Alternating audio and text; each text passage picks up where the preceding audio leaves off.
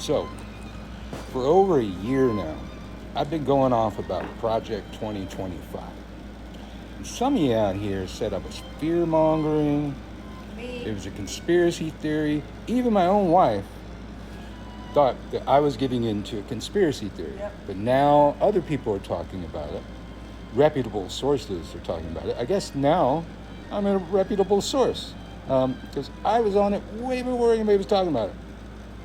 It does not vindicate me that other people are talking about it. My only vindication will be when we stop it. Now, I've been sounding the alarm for a long time and saying it to every witch everywhere. And now I hope people are seeing how important it is. I was just reading one of the points today that I hadn't seen before. They want to let ICE go into schools, churches, playgrounds, and other places to round up illegal aliens. That's what we want them doing. We want them to go round up the children first.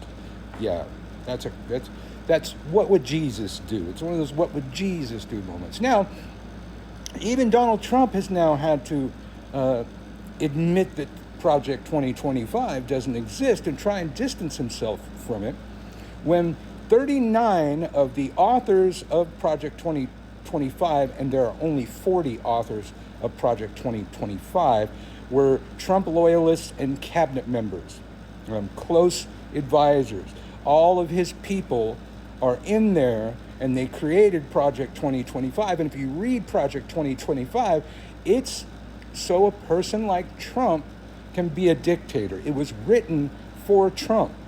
No other president would ever do the things that Project 2025 wants to do, but Trump would absolutely do them. So, if you're voting for Trump, or if you're voting for a third party, you're an ID10T. I'm not gonna say anything good about you, and I will hate you till your dying day. So if you do that, at least don't admit it, or I will call you out until they tie me to a stake. And at that point, you'll probably be right next to me, and I'll get to, lean over right before they light the fire and say, hey, dickhead, I told you so. I fucking told you so. Get out and vote. I don't care about Biden's debate performance. I care about what Biden did for the country. One of the most accomplished presidents we ever had.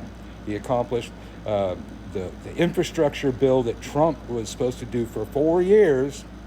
He did that in the first year with a hostile House and a hostile Senate, but we at least had the lead in the Senate.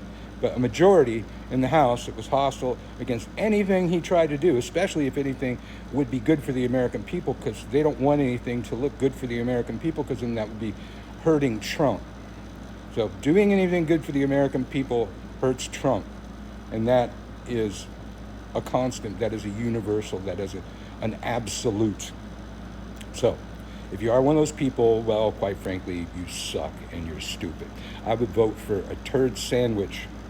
Like the last time when it was between Hillary and Trump, it was between a turd sandwich and a giant douche, and I think he was the giant douche in the mix. Been a lot better. And we would have been a lot better off with the turd sandwich that wouldn't bring us Project 2025. These people have been trying to do this for 40 to 50 years now, the Heritage Foundation, and they finally have a dupe that will do their bidding if Trump gets back into office. So wake the hell up.